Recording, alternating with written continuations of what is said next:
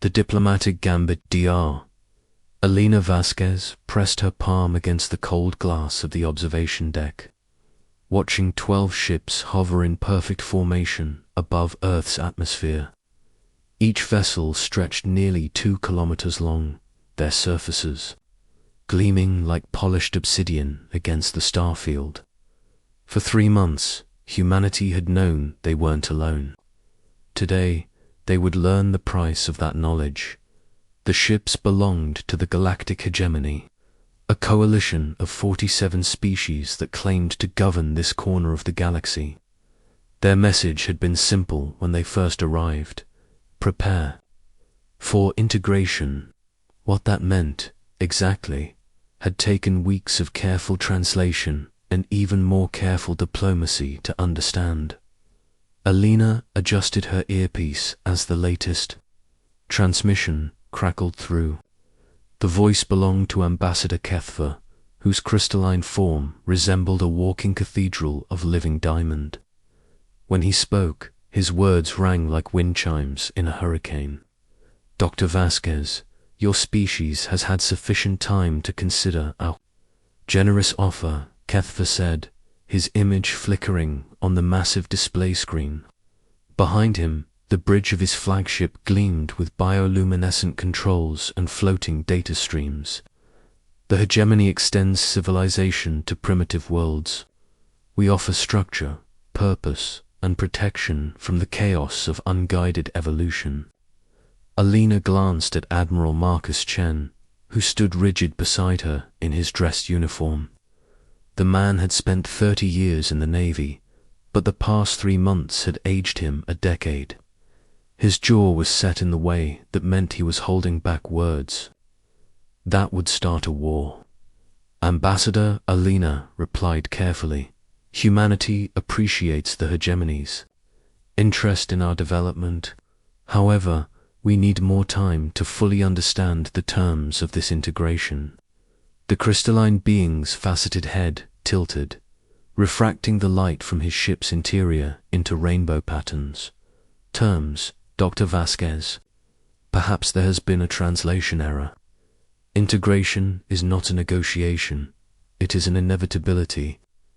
The conference room fell silent. Alina felt the weight of every eye in the room, from the translators hunched over their quantum computers to the military advisors whose hands rested a little too close to their sidearms. This was the moment they had all dreaded, the moment when polite words stripped away to reveal the iron beneath. I see, Alina said slowly. And what exactly does integration entail? Kethver's form brightened, and when he spoke, there was something almost paternal in his tone. Your military assets will be decommissioned, naturally. War machines are crude tools, unnecessary when one has proper guidance. Your governments will be advised by hegemony administrators. Your educational systems will be restructured to promote harmony over individualism. Admiral Chen stepped forward, and if we refuse, for the first time, another figure appeared on the screen. This one was different, angular and predatory, with multiple arms and eyes that gleamed like black pearls. When it spoke, the translation system struggled to keep up with the rapid, clicking syllables. I am War Marshal Zixtera, the creature, said. Refusal is not advisable. We have studied your species extensively. You are prone to violence, irrationality, and self-destruction. Left to your own devices, you will either destroy yourselves or become a threat to civilized space. Elena's blood chilled, studied extensively. How long have you been watching us? Your radio signals have been monitored for approximately 60 of your years. Kethver replied smoothly. Your entertainment broadcasts, your news reports, your military communications. We have compiled extensive psychological profiles of human behavior. You are, as the War Marshal indicated, a species in need of guidance. The implications hit Alina like a physical blow. 60 years they had been watching. Since before her grandparents were born, cataloguing humanity's wars, its mistakes, its darkest moments. They knew exactly what buttons to push, exactly what fears to exploit. You have 72 hours to comply, Zixtara added, her mandibles clicking ominously. Surrender your military assets, stand down your governments, and accept hegemony. Administration, resist, and we will be forced to implement compliance through more direct methods. The transmission cut out, leaving the conference room in stunned silence. Alina sank into her chair, mind reeling. Around her, generals and politicians erupted into heated discussion, but their voices seemed to come from very far away. Admiral Chun's hand landed on her shoulder. "Doctor, we need to talk." Privately, he led her through corridors she had never seen before, past security checkpoints that required both biometric scans and quantum encryption keys. They descended into levels of the building she hadn't known existed, where the walls were lined with some kind of energy-absorbing material that made every sound feel muffled and distant. "Where are we going?" Alina asked. "Project Titan," Chen replied grimly. "It's time you learned what we've really been building these past 5 years." The elevator opened onto a vast underground facility that took Elena's breath away. The cavern stretched for miles in every direction, its ceiling lost in shadow. But what dominated the space were the shapes rising from the floor like mechanical mountains, titans. That was the only word that fit. Each one stood over 150 meters tall, humanoid in basic design, but built for war in a way that made Elena's chest tight with mixed pride and terror. Their armor plating was matte black, designed to absorb sensor sweeps. Their limbs were thick with muscle-like actuators and weapon systems that could level city blocks. "My God," Elena whispered. "How many?" 12 operational units, Chen said. "One for each of their ships. We've been building them since the first deep space anomalies were detected 5 years ago. We knew, somehow, that something was coming." They walked along a gantry that ran between the towering machines. Up close, Alina could see the incredible detail in their construction. These weren't just weapons. They were works of engineering, art, each component crafted with precision that bordered on obsession. "The pilots?" she asked. "Volunteers from every branch of military service, plus a few civilians with the right psychological profile. Test pilots, mostly. People who are comfortable with machines that shouldn't work but do anyway." They stopped before Titan 01, the lead unit. Its head was turned slightly downward, as if it were studying them. Alina could see camera lenses behind armored shutters, sensors that could probably count her heartbeats from 50 meters away. "The aliens think they know us," Chen said quietly. "They've watched our wars, our movies, our news broadcasts. They think they understand human nature, but they've made one critical error, which is, they think chaos is a weakness. They see our violence, our unpredictability, our refusal to follow neat little patterns, and they assume we're primitive. They don't understand that chaos is our strength. It's what makes us human." Alina stared up at the massive machine. "And you think these will be enough?" "I think they'll be enough to send a message. The hegemony expects us to surrender or fight conventionally. They expect orbital bombardment and desperate last stands. They don't expect us to bring the fight to them." A new voice cut through their conversation. "Admiral, we've got movement." Chen activated his comm unit. "Report. Hegemony fleet is repositioning. Looks like they're preparing for compliance enforcement. ETA, approximately 6 hours." Alina felt her stomach drop. They're not waiting the full 72 hours. No, Chen agreed. They're testing us, seeing how we react under pressure. Well, let's show them. Alarms began to sound throughout the facility. Emergency lighting bathed the Titans in red light, making them look even more imposing. All around them, technicians and pilots rushed to their stations. The air filled with the sound of massive systems coming online, the deep thrumming of fusion reactors spinning up to combat readiness. Dr. Vasquez, Chen said, his voice carrying a weight she had never heard before. I need you to do something for me. I need you to record a message. Something for the history books, assuming we survive long enough to have history books. Alina nodded, though her hands were shaking. What should I say? The truth. That humanity was given a choice between freedom and safety, and we chose freedom. That we were offered peace through surrender, and we chose war through resistance. That when faced with beings who thought they knew us, we showed them they were wrong. The first Titan began to move, its massive form straightening with mechanical precision. The sound of its joints engaging echoed through the cavern like thunder. Alina watched, transfixed, as Captain Sarah Rodriguez settled into the pilot's seat in the machine's chest cavity. Rodriguez was a former test pilot, one of the few people crazy enough to fly prototypes that existed more in theory than in practice. She was also, according to her file, humanity's best hope of surviving what was about to happen. This is Titan 01. Rodriguez's voice crackled over the com. All systems green, ready for launch. Chen nodded to Alina. Make your recording, Doctor. Make it one they'll remember.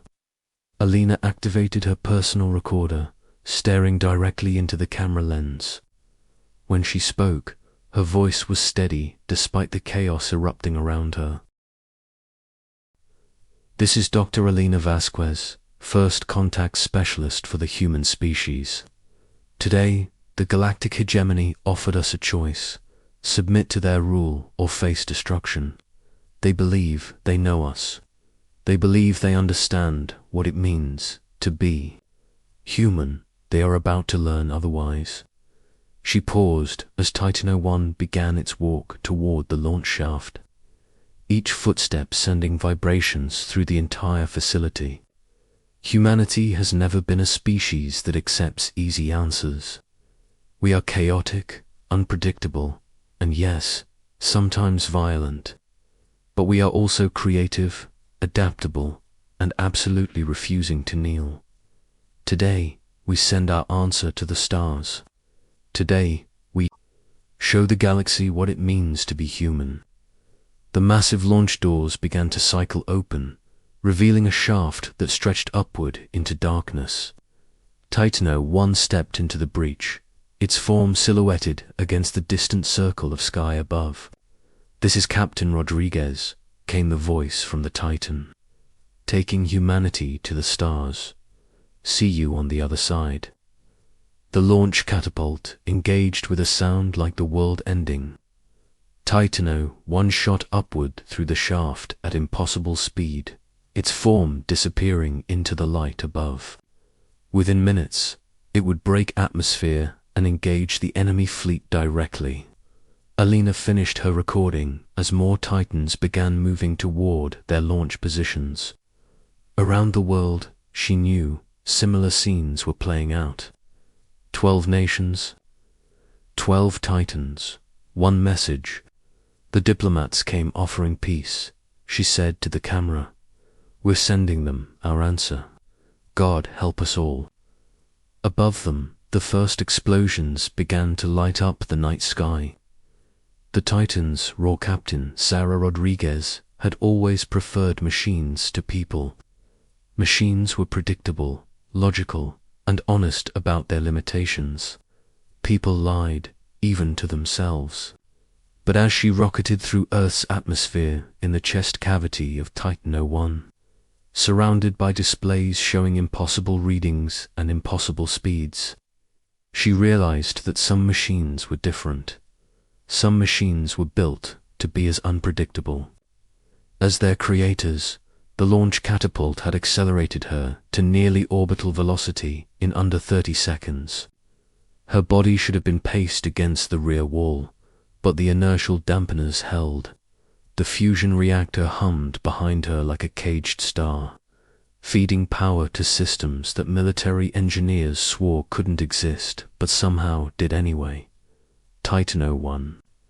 To control, she spoke into her helmet mic.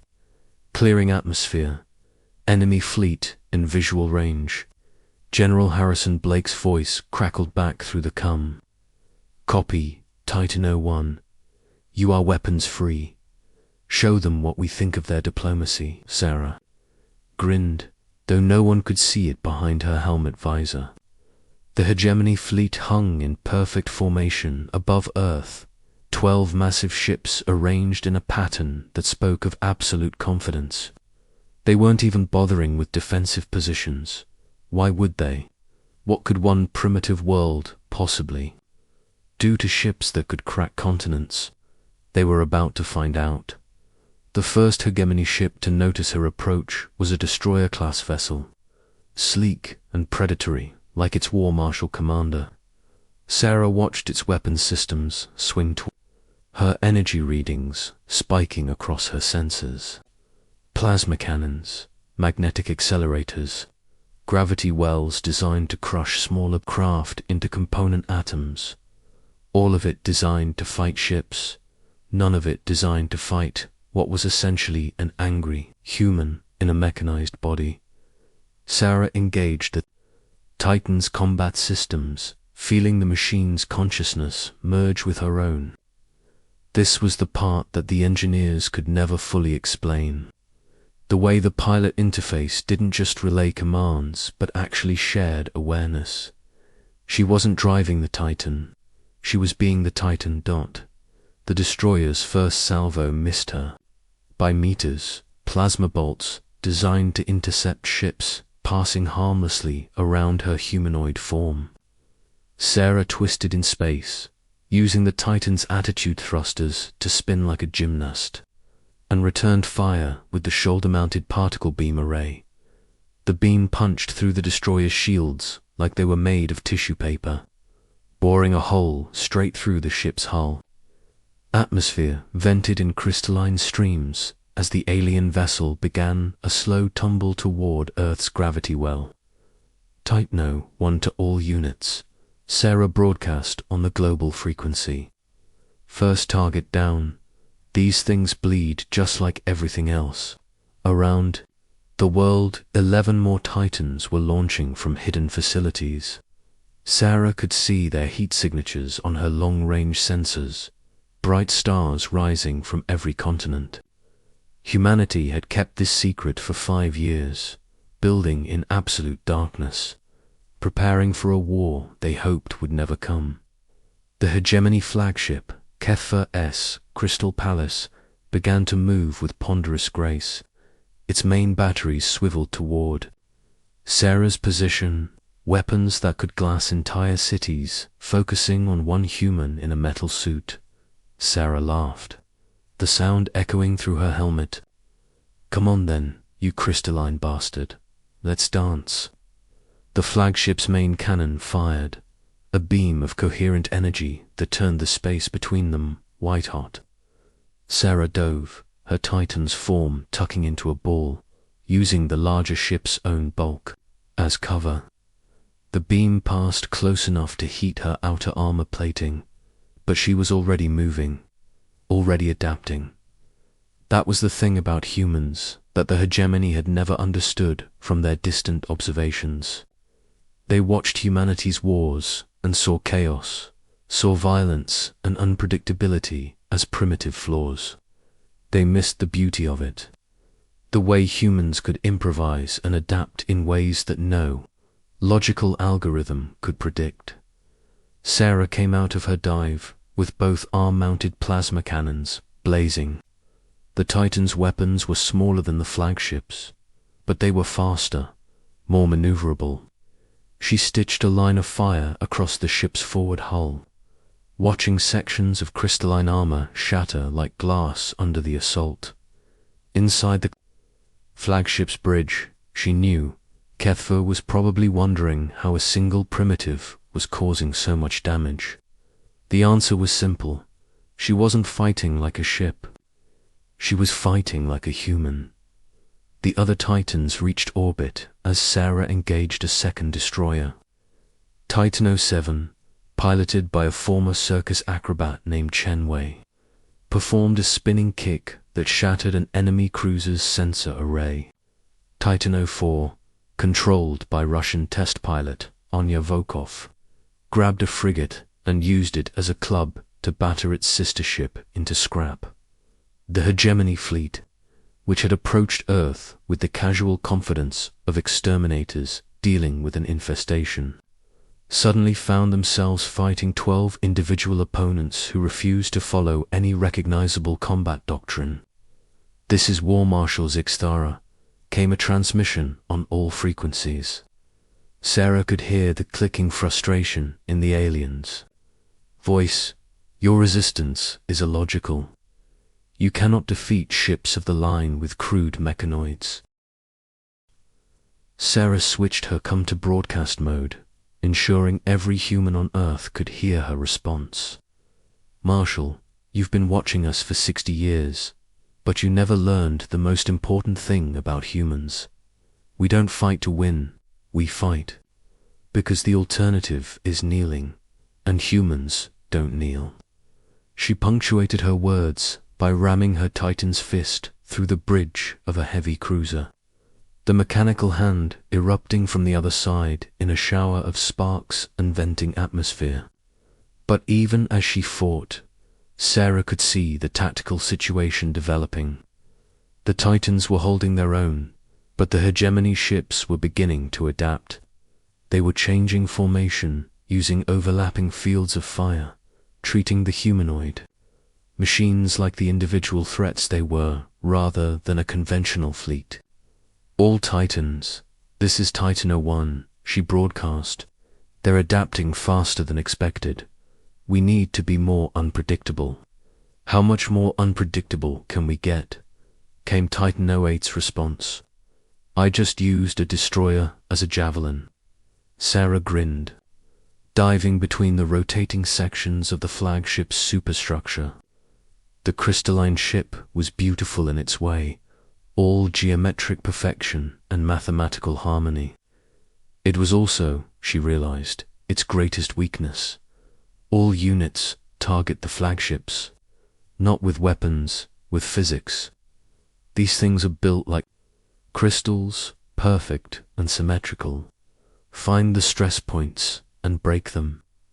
Sarah demonstrated by grabbing one of the flagship's communication spires, a delicate crystal formation that extended from the ship's upper hull. She twisted it, feeling the entire structure begin to resonate. The frequency built, spreading through the ship's crystalline matrix, until entire sections began to crack and shatter. HFY's image appeared on her com screen, his faceted features showing something that might have been shock. "This is impossible. Our calculations showed that primitive mechanoids could not threaten ships of this class." "Your calculations were wrong," Sarah replied, tearing another spire from his ship. "You calculated based on logic, on predictable tactics, on what sensible beings would do. But humans aren't sensible. We're creative, stubborn, and absolutely insane when cornered." Around her, the other Titans were implementing similar tactics. Titan 03 had wrapped itself around a destroyer like a mechanical python, crushing the ship's hull with hydraulic pressure that no spaceship was designed to withstand. Titan 09 was playing a deadly game of catch, using the enemy's own weapons fire to knock their ships into each other. The tide of battle was turning, but Sarah knew it wouldn't last. Even now, she could see additional Hegemony ships entering the system, drawn by the distress calls of the primary fleet. hundreds of them, more than even the Titans could handle. That was when General Blake's voice crackled through her cum with words that made her blood run cold. All Titans, be advised. We're detecting massive gravitational distortions at the edge of the system. Something big is coming, much bigger than the current fleet. Sarah looked toward the outer system and saw them, ships that made the current fleet look like toys. Kilometer-long dreadnoughts with weapons that could crack moons, planets, sent to deal with the troublesome humans who had refused to submit quietly. All Titans, this is Control. Blake's voice was steady despite the circumstances. New mission parameters. We're not trying to win this battle anymore. We're trying to send a message that reaches the entire galaxy. Sarah understood. They were going to make humanity's last stand memorable. They were going to ensure that every species in the hegemony would know exactly what it cost to subjugate Earth. Copy, Control, all Titans, form up on me. Let's give them a show they'll never forget. The 12 Titans moved into formation, their mechanical forms silhouetted against Earth's blue marble. Behind them, their home world continued to turn, unaware that its fate was being decided in the cold vacuum above. This is Captain Sara Rodriguez, Titan 01. She broadcasts on all frequencies, ensuring that every ship, every species, every member of the hegemony could hear her words. You came to Earth offering slavery disguised as civilization. You thought you knew us, thought you understood what makes humans human. You were wrong. The massive dreadnoughts were closing fast, their weapons already beginning to charge. Sarah could see the energy readings building, enough firepower to turn a planet into glass. We are chaos, she continued. We are unpredictability given form. We are the species that looks at impossible odds and decides to fight anyway. And today, we're going to show you why that matters. The Titans engaged their final protocol, systems that had never been tested, weapons that existed more in theory than in practice. Around each massive mechanical form, space began to twist and distort as emergency power flooded into systems. Earth sends its regards, Sarah whispered, and pressed the activation key. The explosion was visible from 3 star systems away. When it faded, the hegemony fleet was gone, along with the 12 Titans and their pilots. But the message had been sent, recorded by 1,000 sensors, transmitted across 100 frequencies. Humanity had chosen death before dishonor. They had chosen to burn brightly rather than fade quietly into subjugation. And across the galaxy, other species began to ask themselves a question that would change the course of galactic civilization. If humans were capable of this, what else might they be capable of? The war for humanity's freedom had begun, and it had begun with 12 humans refusing to kneel. In the depths of space, other ships were watching, other species were learning. The galaxy was about to discover what happened when you underestimated the most chaotic, unpredictable, and stubbornly creative species it had ever encountered. Earth's children were coming to the stars, and they were bringing their chaos with them.